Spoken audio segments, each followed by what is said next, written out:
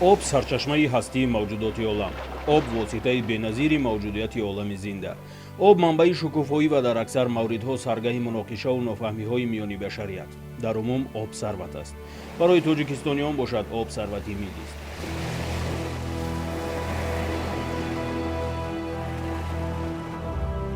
جمهوری تاجیکستان که 93% حدود آن را کوه‌ها تشکیل می‌دهند دارای ذخیره‌های بزرگی آب میباشد. سرچشمه‌های اساسی ذخیره‌های آبی کشور را پیریاک‌ها، باریشات، دریاها، کل‌ها، آب‌انبارها و آب‌های زیرزمینی تشکیل می‌نمایند.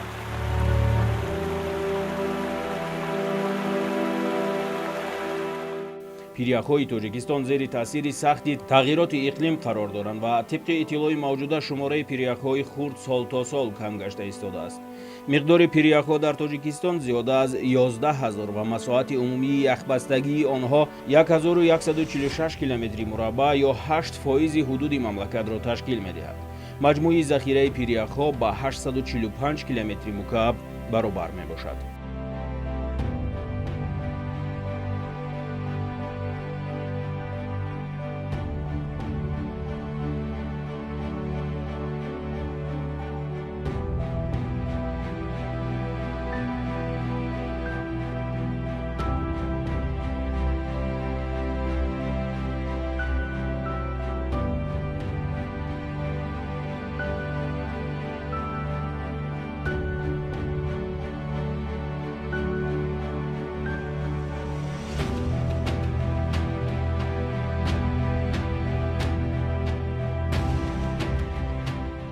سطح میانه سالانه باریشات در تاجیکستان تقریبا 700 میلیمتر بوده. آن وابسته به منطقه ها فرق میکند. در بعضی منطقه های جداگانه قسم جنوبی کشور باریشات کمتر از 100 میلیمتر و در بلندکوه ها باشد زیاده از 2400 میلیمتر را تشکیل میدهد. به طور معلوم تاجیکستان 93% کوهستان میباشد و منبع اساسی اکثر دریاهای جاری شونده را پیریاک‌ها تشکیل میدهند. از برکت آب این موضعها هزاران گکتار زمین‌های تشنه‌لب ناحیه و ولایت‌های آسیای مرکزی شاداب میگردند.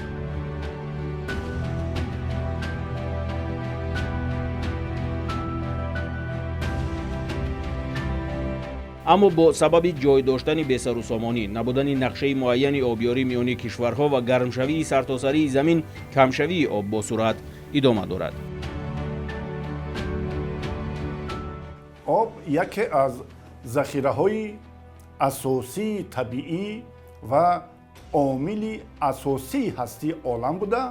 آن نه تنها برای استعمال و بهداشت سالمی، همچنین تأثیررسانی رشد و موجودیت سمت‌های گوناگون خواجگی خلق و اقتصادیات نیز به شمار می‌رود. باعث افتخار مردم کشور است که تاجیکستان توسط کوشش‌های خردمندانه و پیگیرانه اساسگزار صلح و وحدت ملی، پیشوای معظم ملت پرزیدنت کشورمان محترم امامعلی رحمان بهر رسیدن به آرمان‌های ملی استوارانه موقع خویش را در عرصه بین المللی بیشتر تقویت داده، در برابر آن سطح اجتماعی و اقتصادی و حیات فرهنگی و معنوی کشور به سطح صفتاً نو انکشاف می‌یابد. در این سمت مسئله های آب مهمترین زمینه تشکلیابی صناعت، اجتماعیات، پیشرفت تمام ساحه‌های خواجگی خلق و نیکو احوالی مردم کشور به شمار می رود. در تاجیکستان 947 دریا، سایه‌های دائمی و موسمی وجود دارند که جریان میانه بسیار ساله آنها 64 کیلومتر مکعب سال و یا 55.4% ذخیره‌های آبی حوزه بحر ارال را تشکیل می‌نمایند. از این مقدار 1.1 کیلومتر مکعب سال به حوزه دریای سیر و 69.9 کیلومتر مکعب سال به حوزه دریای امور راست می‌آید. ҷумҳурии тоҷикистон дар давоми бештар аз 30 соли соҳибистиқлолӣ таҳти роҳбарии хиратмандона ва сиёсати бунёдкоронаи асосгузори сулҳу ваҳдати миллӣ пешвои миллат президенти ҷумҳурии тоҷикистон муҳтарам эмомалӣ раҳмон дар ҳаллу фасли масъалаҳои иҷтимоию иқтисодии кишвар ба истифодаи захираҳои об ки нақши муҳимро дар рушди устувори кишвар мебозанд дар заминаи истифодаи оқилонаи онҳо дар раванди баррасии муаммоҳои глобалӣ ҳамкории густурдаро ба роҳ мондааст. дар ҷаҳони имрӯза новобаста аз мушкилоти гуногуни муносибатҳои байналмилалӣ ҳамкориҳои дастаҷамъонаи кишварҳои олам барои дарёфти роҳи ҳалли масъалаҳои дорои хусусиятҳои умумибашарӣ равшан ба назар мерасад. дар миёнаҳои асри 20 зери таъсири равандҳои табиӣ ҳарорати кураи рӯи замин рӯ ба афзоиш овард. равандҳои техногенӣ, афзоиши шумораи аҳолӣ, рушди саноат, рақобатҳои иқтисодӣ, азхудкунии заминҳои нав, истифодабарии бемаҳдуди сарватҳои табиӣ ва зиёд гардидани истифодабарии сӯзишворӣ дар саноат ва нақлиёти гуногун боиси аз ҷониби инсоният фароҳам овардани партофтани барзиёди газҳои гулхонавӣ гаштанд ва раванди гармшавии ҳароратро дар кураи рӯи замин тезонинданд. инсоният бо мушкилоти масъалаҳои истифодабарию ҳифзи захираҳои об дар асри 21 рӯбарӯ гардид. дар минтақаҳои гуногуни сайёра байни давлатҳо масъалаи истифодабарӣ ва тақсимоти захираҳои об яке аз масъалаҳои доғи рӯз гаштанд ва ҷаҳони имрӯза ба мушкилоти зиёди марбут ба об мувоҷеҳ аст. набудани ҳамкории судманди байнидавлатӣ оид ба истифодаи обҳои фаромарзӣ низ мушкилоти ҷаҳонӣ гаштааст. ҳавзаҳои дарёҳои фаромарзӣ 45% қисмати хушкии дунёро дар бар мегирад ки дар ин ҳавзаҳо 145 кишвари дунё ҷойгир буда 40% аҳолии ҷаҳон зиндагӣ мекунанд.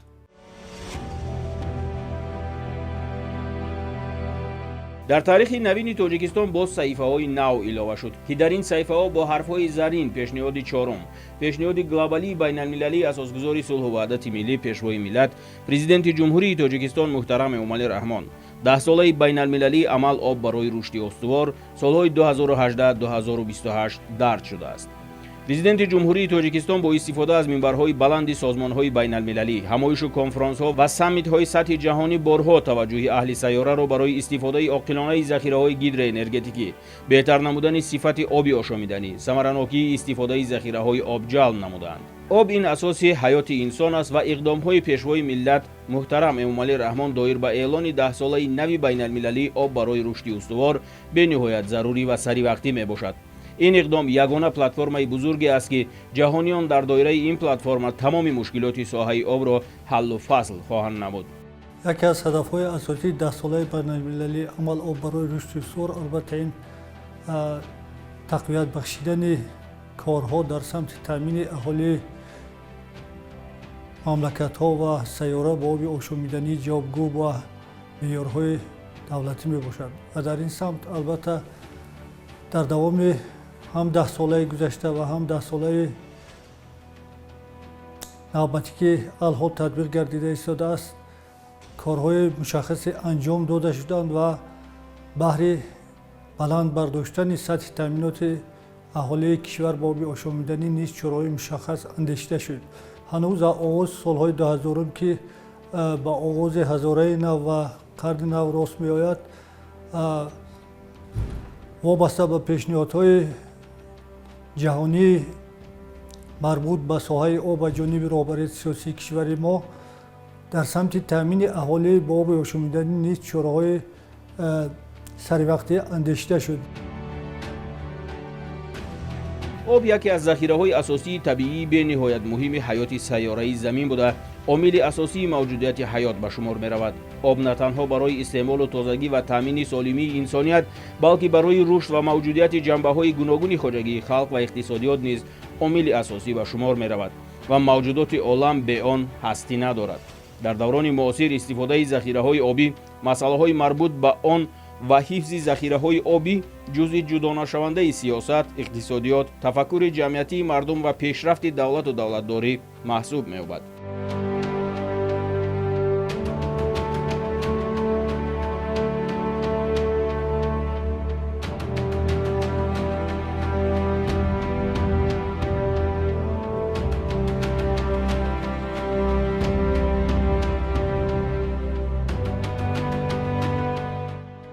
زیرا از یک طرف افزایش بیمیلان اهالی سیاره و از جانب دیگر رقابت در ساحه اقتصادیات باعث سر زدن مشکلات تامین ثبات اکولوژی از قبیل تغییر آبی اقلیم، نارسایی آب آشامیدنی، آفت‌های طبیعی، نابودشوی گوناگون بیولوژی، جمع‌شوی پرتوها، تنزلیابی زمین و غیره گشته است.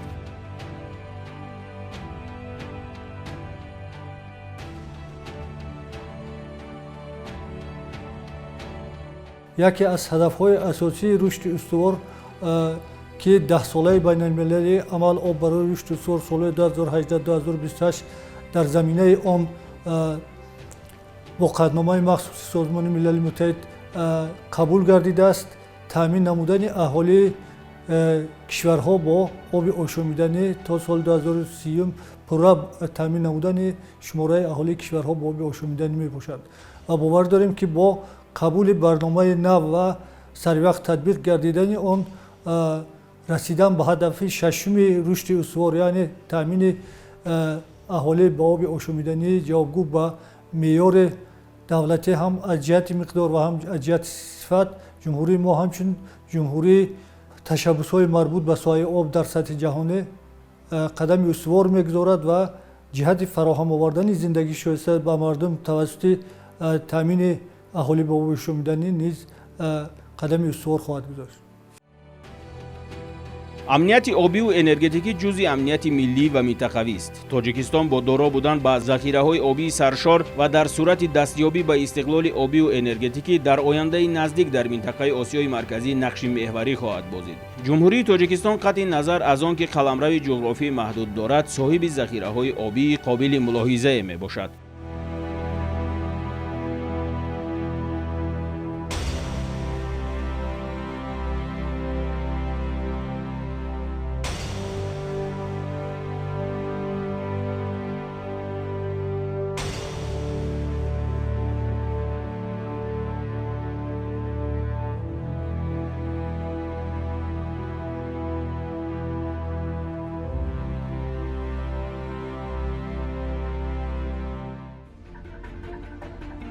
نزدیک به 60% حجم سالانه سرچشمه‌گیری دریاهای حوزه بحر ارال به حدود جمهوری ما راست می‌آید و این آبها در مجموع 845 میلیارد متر مکعب ذخیره را به وجود آورده‌اند. از اینجاست که تاجیکستان از لحاظ ذخیره‌های آبی در مقیاس اتحاد دولت‌های مستقل بعد روسیه در جای دوم و در جهان بعد چین، روسیه، ایالات متحده آمریکا، برزیل، الجزایر، هندوستان و کانادا در جای هشتم می‌ایستد که برای تاجیکستان ذخیره بسیار بزرگ می‌باشد.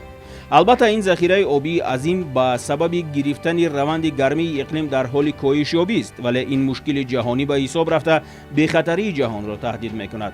حدوداً 40% اهالی دنیا در حال حاضر در منطقه‌های به سر میبرند که از آب شدیداً رنج میکشند. پیشگویی ثابت شده موجود است که تا سال 2025 حدود از 3.2 اهالی سیاره نزدیک به 5.5 میلیارد نفر در موضع‌های زندگی خواهند کرد که با کمبود آب روبرو خواهند بود.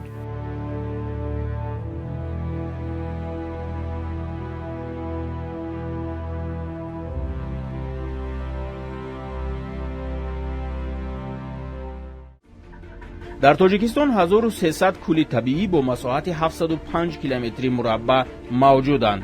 حجم عمومی ذخیره‌های آبی کوه‌های مذکور 46.3 کیلومتر مکعب را تشکیل می‌دهد که از این مقدار 20 کیلومتر مکعب آب‌های شیرین می‌باشند. захираҳои обҳои зеризаминии барқароршаванда дар ҷумҳурии тоҷикистон мувофиқи ҳисобҳои мавҷуда 18,7 километр мукааб солро ташкил медиҳад ки аз он 2,8 километр мукааб сол захираҳои истифодашаванда маҳсуб меёбанд.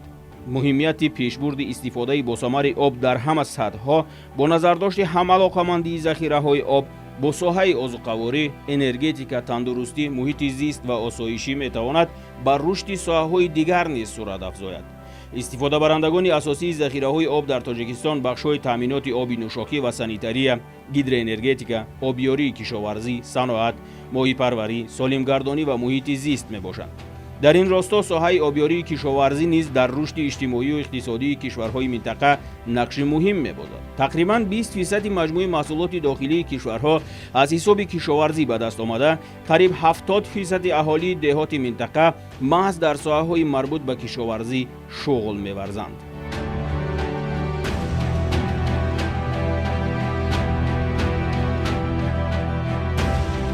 бо назардошти нуқтаҳои мазкур, даҳсолаи нав бо ҷалби таваҷҷӯҳи бештари ҷомеаи ҷаҳонӣ ва тавсеяи ҳамкорӣ миёни кишварҳои минтақа метавонад барои кулли кишварҳои минтақаи Осиёи марказӣ манфиатовар бошад. ҷаҳони имрӯза ба мушкилоти зиёди марбут ба об мувоҷеҳ аст. айни замон ҳудуди 800 миллион нафар ба оби нӯшокии безарар дастрасӣ надошта интизор меравад. бо назардошти афзоиши тадриҷии аҳолӣ то соли 2030 қариб 40% аҳолии ҷаҳон ба мушкилоти норасоии об дучор гарданд.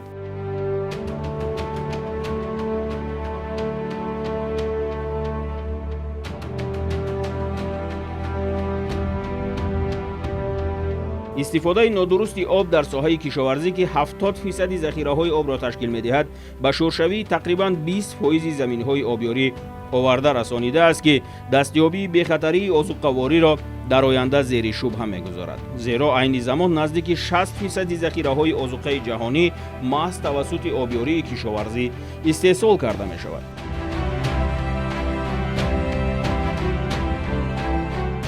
истеъмолкунандагони асосии об ки дар ҷумҳурии тоҷикистон бештар аз 80% оби полизӣ ки барои парвариши зироатҳои кишоварзӣ истеҳсол карда мешавад, пеш аз ҳама хоҷагидорон, яъне кишоварзон истифода мебаранд. ва гуфтан ба маврид аст ки дар давоми 30 соли истиқлолияти ҷумҳурии тоҷикистон вобаста ба азхудкунии заминҳои ба гардиши кишоварзӣ ворид шуда, қисмати зиёди он заминҳое ки барои парвариши намудҳои гуногуни зироатҳои кишоварзӣ пешбинӣ шуда буд, обёрӣ карда шуданд ва ин имкон дод ки нисбат ба соли 1991 баландшавии ҳосилнокии намудҳои гуногуни зироатҳои кишоварзиро ба вуҷуд биёрад.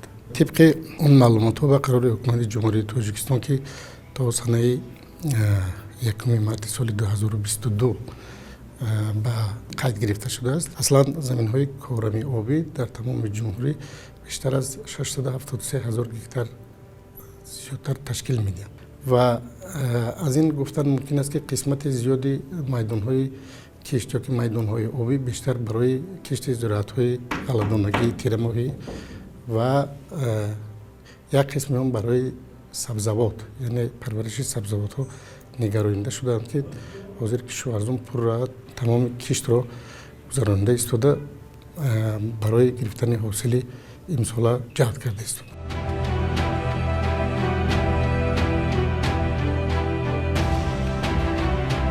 мудирияти беҳтари об, истифодаи самараноки захираҳои об, тавсеяи ҳамкориву ширкат, тақвияти амалҳои зеҳниву молиявӣ ва техникӣ, ташкилотҳои марбут ба об ва афзоиши маблағгузорӣ дар ин самт ки аз ҳадафҳои муҳими 10 сола ба шумор меравад, барои ҳалли масъалаҳои мазкур мусоидат намуда ҷомеаи ҷаҳонӣ аз ин манфиатҳои зиёд хоҳад дид. мавриди зикр аст ки сармоя ва маблағгузорӣ дар соҳаи об, хусусан барои рушди инфрасохтори об, яке аз омилҳои асосии ҳалли масъалаҳои соҳаи об мебошад ва интизор меравад ки қабул гардидани 10 солаи нав ба ин раванд такони ҷиддӣ ва нерӯи тоза мебахшад.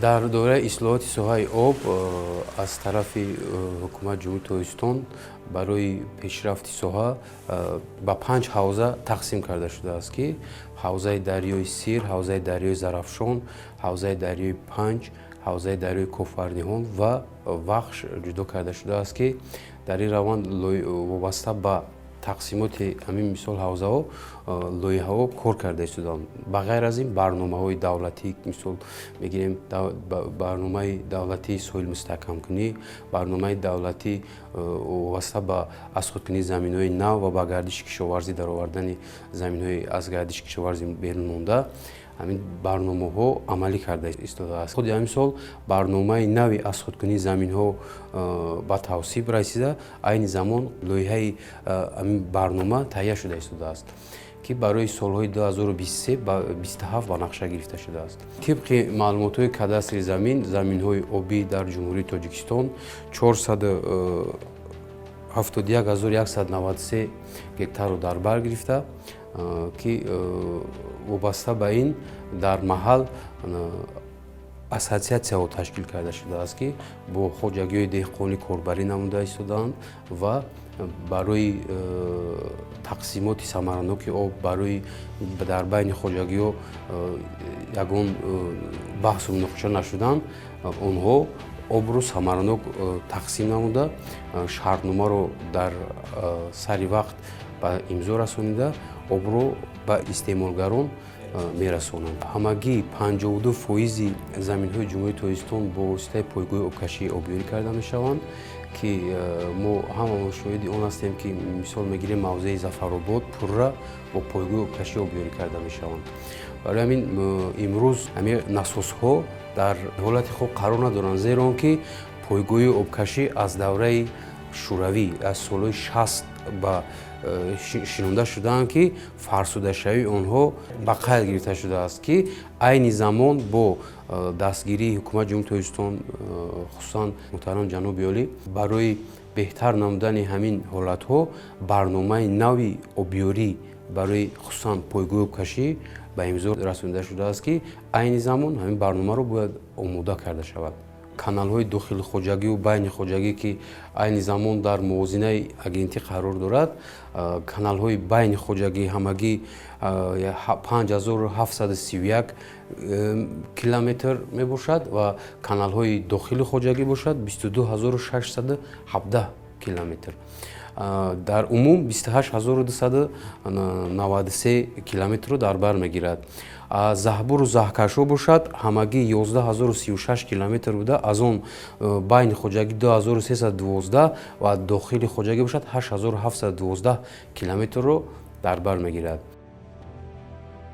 мавриди зикр аст, ки мақсаду аҳдофи пешбинӣ намудаи 10-сола бозгӯи талаботи имрӯзаи ҷомеаи ҷаҳонӣ ба шумор рафта, 177 кишвари дунё ҳам муаллифи қатнома гаштанд, ки ин нишондиҳандаи муҳим ва саривақтӣ будани ташаббуси неки президенти ҷумҳурии Тоҷикистон мебошад. барои Тоҷикистон соҳаи захираҳои об яке аз соҳаҳои муҳими хоҷагии халқ ба ҳисоб рафта, дар рушди иҷтимоӣ-иқтисодии он нақши муҳим мебозад.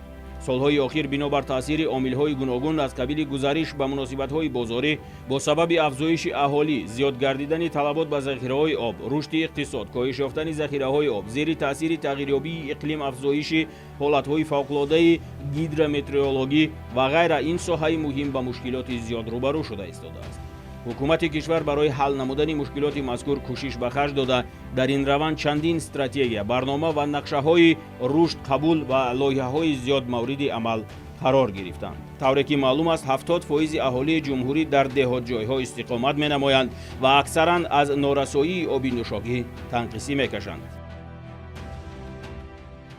мазмуни асосии рушди устувор ин рушди устувори биосфера ва таблиғи назарияи ҳамоҳангсозии муносибати инсон ва табиат, яъне истифодабарии захираҳои табиӣ бе расонидани таъсири манфӣ ба муҳити зист ё худ экология мебошад.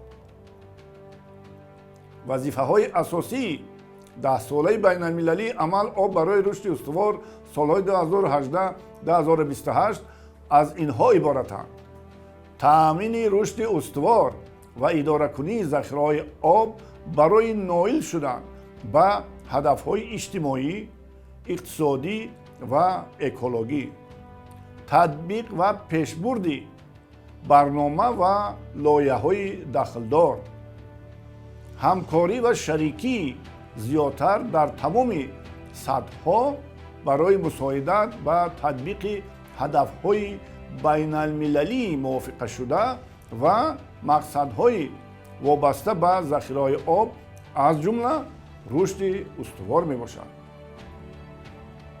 тибқи қадномаи Маҷмӯи умумии Созмони Милали Муттаҳид, ҳадафҳои 10-солаи байналмилалии амал об барои рушди устувор солҳои 2018-2028 таваҷҷӯҳи зиёд ба рушди устувор ва идоракунии ҳамоҳангшудаи захираҳои об барои расидан ба ҳадафҳои иҷтимоию иқтисодӣ ва ҳифзи муҳити зист, амалигардонӣ ва пешбурди барномаҳо ва лоиҳаҳои дахлдор, инчунин густариши ҳамкорӣ ва шарикӣ дар ҳамаи сатҳҳо барои мусоидати татбиқи ҳадафҳо ва вазифаҳои дар сатҳи байналмилалӣ мувофиқашудаи марбут ба захираҳои обро бояд дар бар гирифт.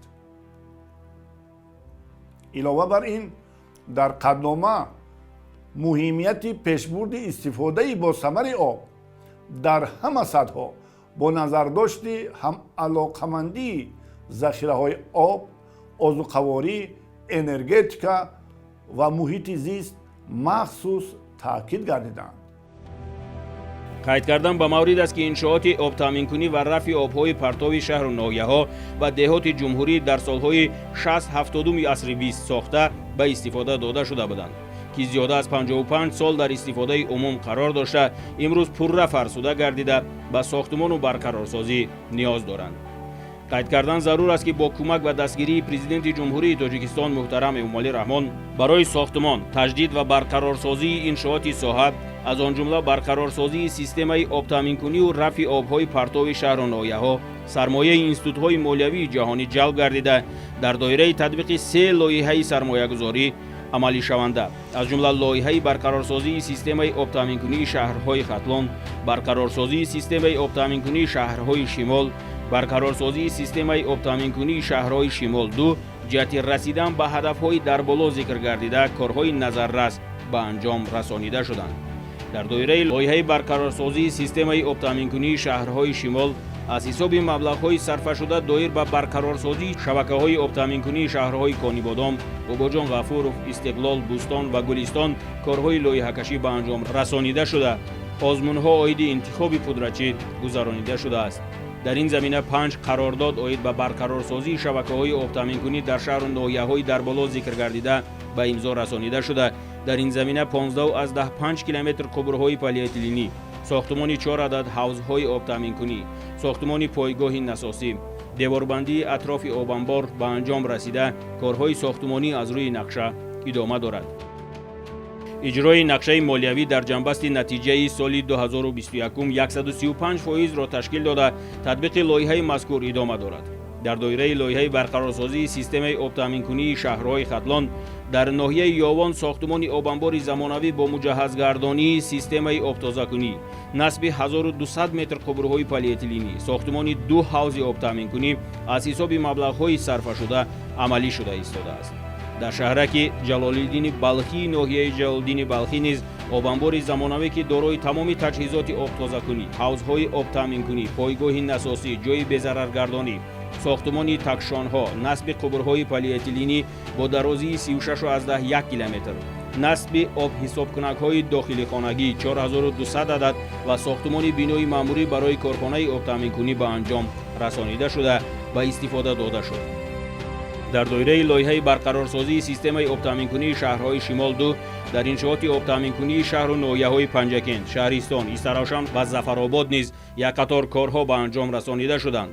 аз ҷумла барқарорсозии хатҳои обтаъминкунӣ, сохтмони ҳавзҳои оби тозаи нӯшокӣ, пойгоҳҳои насосӣ, пармакунии чоҳҳои амудӣ, насби насосҳои зериобӣ, сохтмони иншооти безараргардонии оби нӯшокӣ, барқарорсозии обанборҳо ва обҳисобкунакҳои дохилихонагӣ насб гардида ба истифода дода шудааст. айни ҳол зери сарпарастии ҳукумати ҷумҳурии Тоҷикистон лоиҳаи обтаъминкунӣ ва беҳдошт дар деҳотро бо маблағи $58 миллион Иёлоти Муттаҳидаи Амрико татбиқ менамояд. мақсади асосии татбиқи лоиҳаи мазкур ба беҳсозии вазъи воқеӣ дар соҳаи обтаъминкунӣ ва беҳдошти санитарӣ дар деҳоти ҷумҳурӣ нигаронида шуда, татбиқи он асосан дар ноҳияҳои ҷануби вилояти Хатлон, аз ҷумла ноҳияҳои Вахш, Кушониён, Ҷалолиддини Балхӣ, Леваканд, Дӯстӣ, Ҷайҳун ва ноҳияи Восе ба нақша гирифта шудааст. инчунин созишномаи татбиқи лоиҳаи байни ташкилоти татбиқкунандаи лоиҳа, корхонаи воҳиди давлатии хоҷагии манзилию коммуналӣ ва ассотсиатсияи байналмилалии рушд ба имзо расонида шудааст. лоиҳаи мазкур 22 ноябри соли 2019 мавриди амал қарор дода шуда, анҷомёбии он 30 июни соли 2025 ба нақша гирифта шудааст. инчунин аз ҳисоби маблағҳои мутамаркази буҷети ҷумҳуриявӣ, таҷдид ва барқарорсозии 9 адад иншооти обтаъминкунии деҳот ба нақша гирифта шуда, 7 иншоот ба пуррагӣ дар ҳолати истифодабарӣ қарор доранд. мавриди зикр аст ки дар соли сипаришудаи 2021 дар деҳоти ҷумҳурӣ барқарорсозии як қатор иншооти обтаъминкунӣ, аз ҷумла барқарорсозии иншооти обтаъминкунӣ дар шаҳраки Шӯроб ва ҷамоати деҳоти Ворухи шаҳри Исфара, навсозии иншооти оби нӯшокии деҳаи Истиқлол, ҷамоати деҳоти Иттифоқи ноҳияи Абдураҳмони Ҷомӣ, барқарорсозии обанбори оби нӯшокии деҳаи Офтобрӯяи ҷамоати деҳоти Лолазори ноҳияи Данғара, барқарорсозии иншооти оби нӯшокии деҳаи Эмоми Аъзами ҷамоати деҳоти Қаратоғи шаҳри Турсунзода, навсозии иншооти оби нӯшокии деҳаи Яхтани ноҳияи Деваштиҷ, барқарорсозии иншооти оби нӯшокии деҳаи Ҳасанободи ҷамоати деҳоти Зайнабободи ноҳияи Рӯдакӣ, барқарорсозии иншооти обтаъминкунии ҷамоати деҳоти Зарбдор ва Зиракии шаҳри Кӯлоб, барқарорсозии иншооти оби нӯшокии ҷамоати деҳоти Зарҳалоли деҳаи Суфи Орифи шаҳри Истаравшан ва даҳҳо дигар тарҳҳо амалӣ карда шуда, мушкилоти аҳолӣ бо оби тозаи ошомиданӣ рафъ гардид. дар соли 2024 корхонаи воҳиди давлатии хоҷагии манзилии коммуналӣ бо вазорати идораи дахилдор ва шарикони рушд барномаи нави давлатии таъмини оби нӯшокӣ ва рафти обҳолоро корбарӣ намудааст, ки ин барнома баррасӣ шудааст то давраи соли 2030. ин барнома корбарӣ намуда барои тасдиқ ба ҳукумати ҷумҳурии Тоҷикистон пешниҳод карда мешавад. дар доираи қабул шудани барномаи нав то давраи соли 2030 ҳамаи иншоотҳои обтаъминкунӣ рафти обҳои партов ҳисоб китоб карда шуда ба нақша гирифта шудааст. аз он ҷумла дар деҳотҳо низ таваҷҷӯҳи зиш дода шудааст, ки чихеле ки бо мо шумо маълум аст, ки зиёда 70% аҳолии мамлакат дар ҷойҳои зиндагӣ мекунанд, ки аксари онҳо аз оби нӯшокӣ танқил мекашанд. дар соли 2021 бо дастгирии ҳукумати ҷумҳурии Тоҷикистон ва шарикони рушд, корхонаи воҳиди давлатии хоҷагии манзилии коммуналӣ ҳамкории рушд бо шарикони рушд корбарӣ намуда истодааст, ки 3 лоиҳа амалӣ шуда ба арафаи анҷомёбӣ аст, ки ин зиёда аз 300 ҳазори аҳолии мамлакат ба оби тозаи нӯшокӣ таъмин мекунад. дастрасии аҳолии ҷумҳурӣ ба оби тозаи нӯшокӣ дар соли 2011 48.6%-ро дар бар мегирифт, ки шумораи аҳолӣ 7 миллион нафарро ташкил мекард. айни ҳол дастрасии аҳолии шаҳру ноҳияҳо ва деҳоти ҷумҳурӣ бо оби нӯшокӣ ба 67.1% расонида шудааст, ки шумораи аҳолӣ зиёда аз 9 миллион нафарро ташкил медиҳад.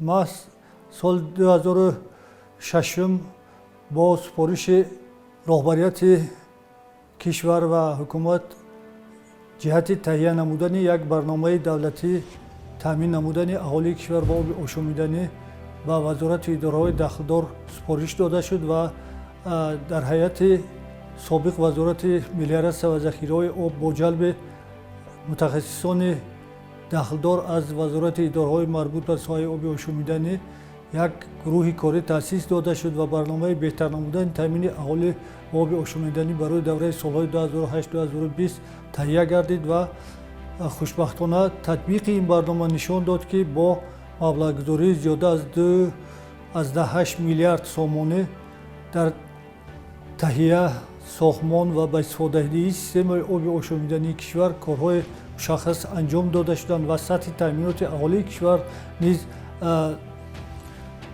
нисбатан беҳтар гардонида шуд.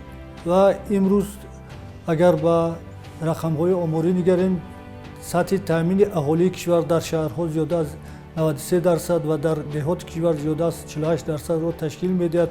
албатта ҳарчанд мушкилотҳо дар деҳот вуҷуд доранд, ҷиҳати саривақт бартараф намудани ин камбудиҳо низ чораҳои سروقتی اندیشیده می شود.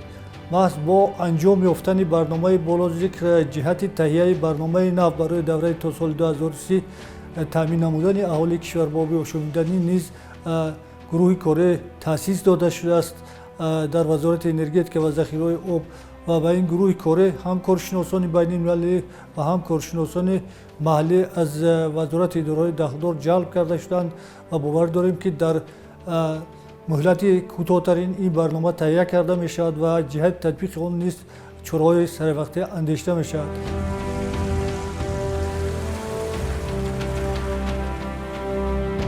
لازم ба зикр аст ки қабулу татбиқи қадномаи маҷмӯаи умумии созмони милали муттаҳид оид ба эълони 10-солаи байналмилалии амал об барои рушди устувор солҳои 2018-2028 барои ҳалли якқатор масъалаҳо мусоидат намуда интизор меравад дар доираи он шаҳри душанбе боз мизбони чандин ҳамоишҳои бузурги ҷаҳонӣ бо иштироки сиёсатмадорону сармоягузорон ва олимону коршиносони ҷаҳон гардад. чунин чорабиниҳо барои муаррифӣ намудани тоҷикистон ҳамчун кишвари дорои захираҳои бузурги об ва иқтидори гидроэнергетикӣ, манзараҳои зебову дилрабо ва табиати нотакрор, амну суботи ҳукмфармо ва пайгири ҳамкориҳои қавию судманд бо кишварҳои ҳамсоя дар ҳаллу фасли масъалаҳои об шароит фароҳам меоварад ки он барои бартараф намудани мушкилоти соҳаи обу энергетика ва рушди сайёҳии кишвар мусоидат менамояд. нуқтаи муҳими дигарро бояд зикр кард ки ҷумҳурии тоҷикистон бо ташаббусҳои қаблии президенти мамлакат муҳтарам эмомалӣ раҳмон аз ҷумла оид ба эълон доштани соли байналмилалии оби тоза 2003, даҳсолаи байналмилалии амалиёт об барои ҳаёт солҳои 2005-2015 ва соли байналмилалии ҳамкорӣ дар соҳаи об соли 2013 мақоми хоса ва обрӯву эътибори баланд касб намудааст. роҳбарону намояндагони кишварҳои дунё, ниҳодҳои созмони милали муттаҳид, созмонҳои бонуфузи байналмилалӣ ва молиявӣ имрӯзҳо аз ташаббусҳои неки тоҷикистон оид ба масъалаҳои об ҳарф зада ба президенти ҷумҳурии тоҷикистон ва ҳукумати кишвар барои талошҳои пайваста ҷиҳати пешбурди масъалаҳои об дар рӯзномаи ҷаҳонии рушд изҳори эҳтиром ва сипос менамоянд.